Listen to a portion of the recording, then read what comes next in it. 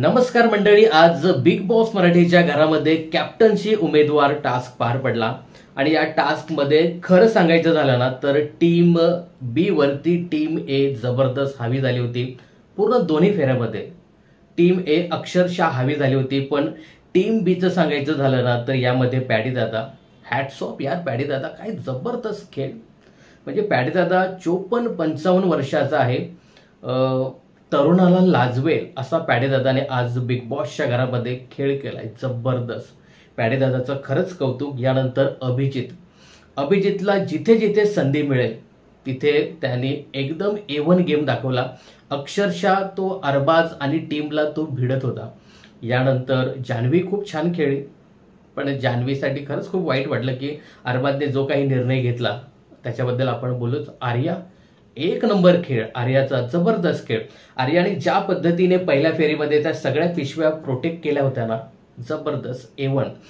मी आहे ना थोडासा संग्राम दादाबद्दल आज नाराज आहे आणि मी ती पोस्ट सुद्धा टाकली होती.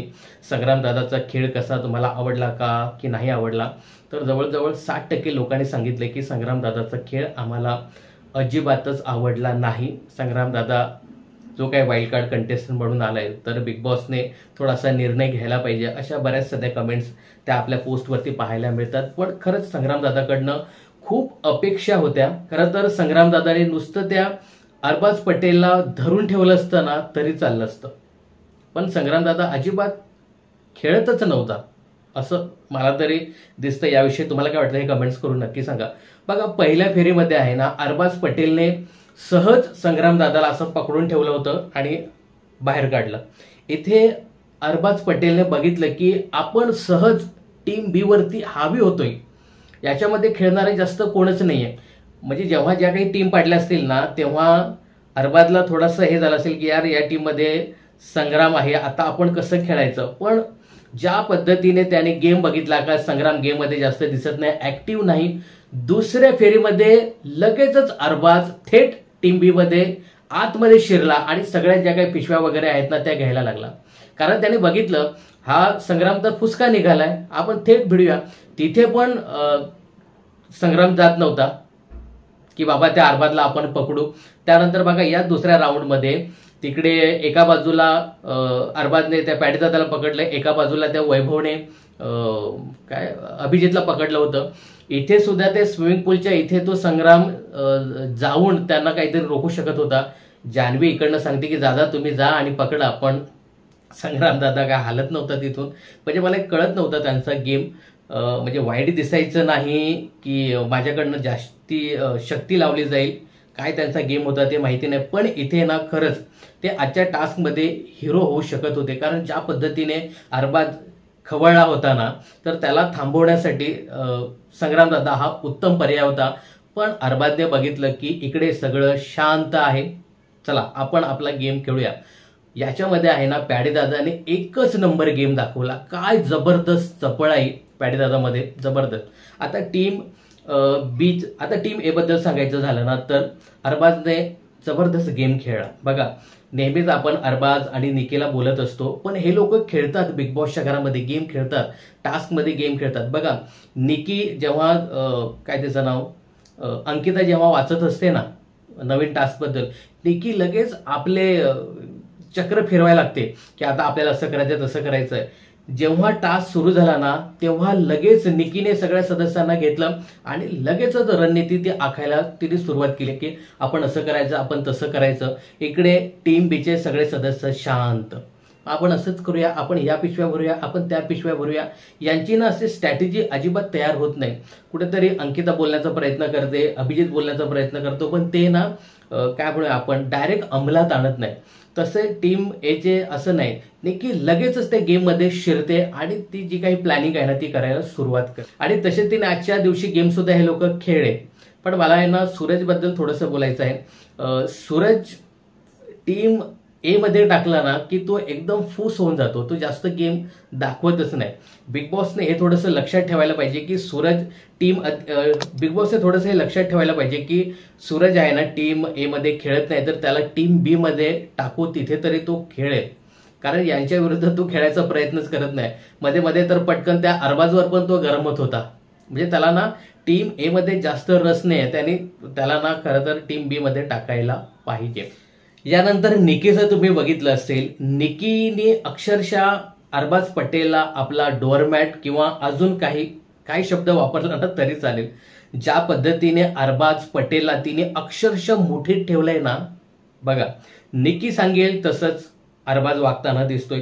पहिल्यांदा निकीने सांगितलं की आपण पहिली फेरी जिंकलेलो आहोत, त्यामुळे ससा तूच व्हायचं, तूच होणार आहेस आणि पहिल्यांदा या 2 सदस्यांना बाद करायचं. निकीने सांगितलं अभिजित आणि संग्रामला बाद करायचं, त्याने तेच केलं. त्यानंतर निकीने अरबाजला दुसऱ्या फेरीमध्ये पण सांगितलं की मी आर्याला सांगते बाद करायला आणि जान्हवीला बाद करायला. अरबाज, अरे जान्हवी तुझी मैत्रीण आहे, थोडं तरी तू विचार कर ना. आर्याला बाद केलं. त्यानंतर जान्हवीला पण मोठं कारण देऊन त्याने बाद केलं. पॅडी दादाचा एक चांगला ऑप्शन तुझ्याकडे होता. पॅडी दादा एवढा बिग बॉसच्या घरामध्ये त्या टास्कमध्ये खेळतोय, खरं तर तो तुमच्यासाठी डोकेदुखी आहे, त्याला तुम्ही पहिल्यांदा बाहेर काढा. पण नाही, निकीने मला हुकूम दिलेला आहे की जान्हवीला बाहेर काढायचं, मग ती माझी चांगली मैत्रीण असली तरीही चालेल, पण निकीचा हुकूम सर आखो पे, मी जान्हवीलाच बाहेर काढणार, माझी जरी किती चांगली मैत्रीण असली तरी. तर अरबाजचा खेळतो चांगला, पण निकीच्या इशाऱ्यावर जो काही गेम खेळतो ना, तर हे खूप म्हणजे त्याच्यासाठी खूप घातक आहे. आजच्या पूर्ण टास्कची गोष्ट करायची झाली ना, तर पूर्णपणे टीम ए ही टीम बी वरती हावी झालेली पाहायला मिळाले. प्रत्येक फेरीमध्ये रणनीती आखण्यापासून तर सगळ्याच गोष्टी. इथे मला ना खरंच आर्याचं कौतुक करायला पाहिजे.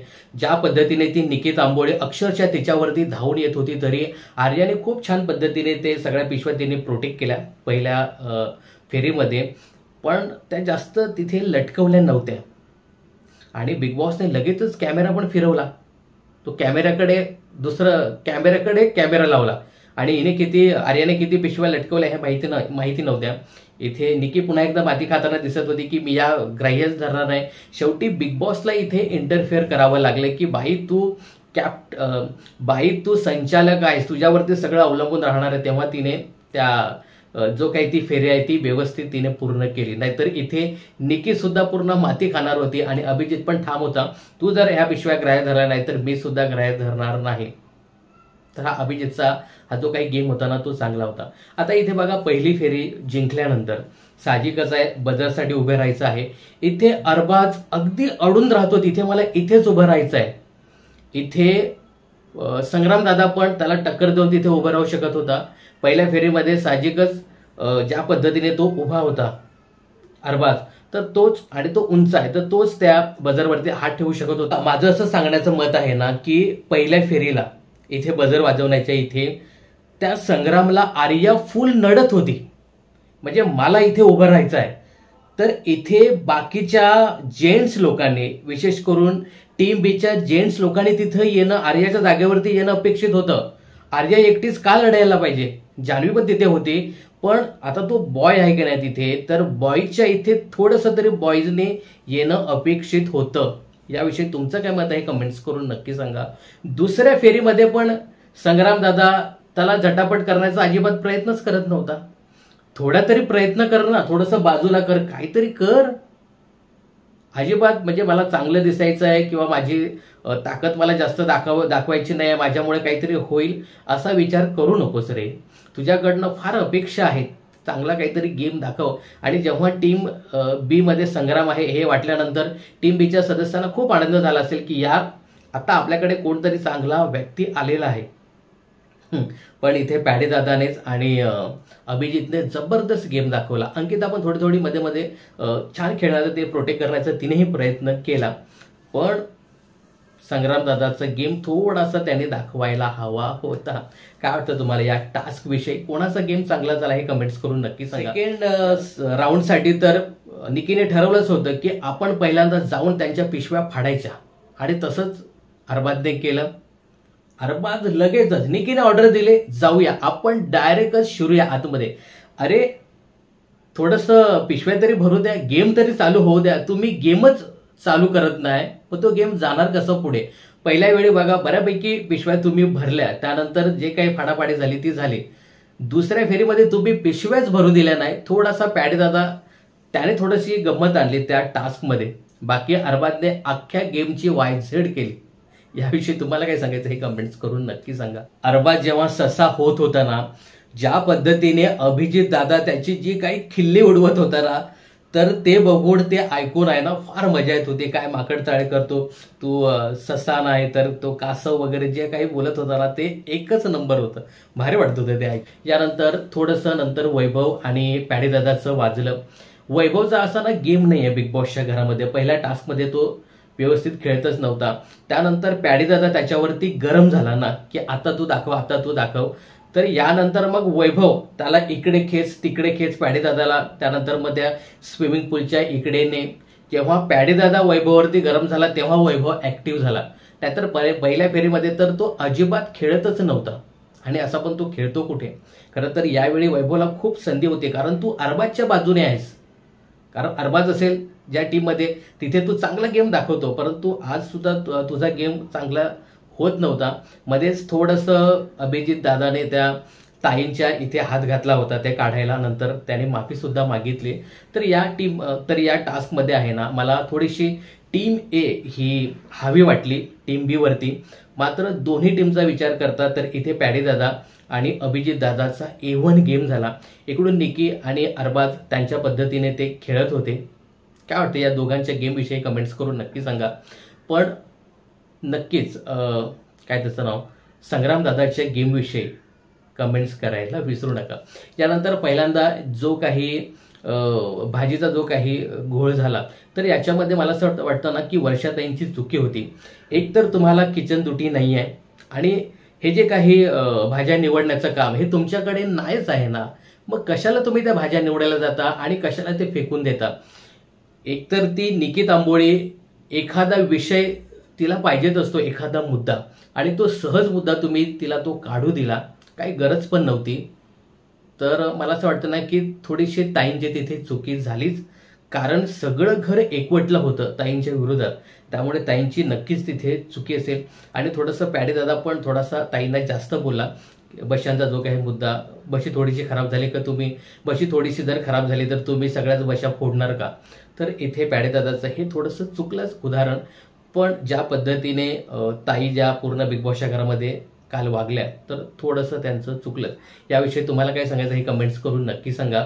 आणि हा जो काही टास्क झाला, या टास्कमध्ये तुम्हाला कोणाचा परफॉर्मन्स आवडला, पॅडी दादा, अभिजित, त्यानंतर आर्या, निकी आणि अरबाज, या 5 पैकी तुम्हाला कोणाचा परफॉर्मन्स आवडला हे कमेंट्स करून नक्की सांगा. बिग बॉसच्या अशाच अपडेट जाणून घेण्यासाठी चॅनलला सबस्क्राईब आणि फॉलो करायला विसरू नका.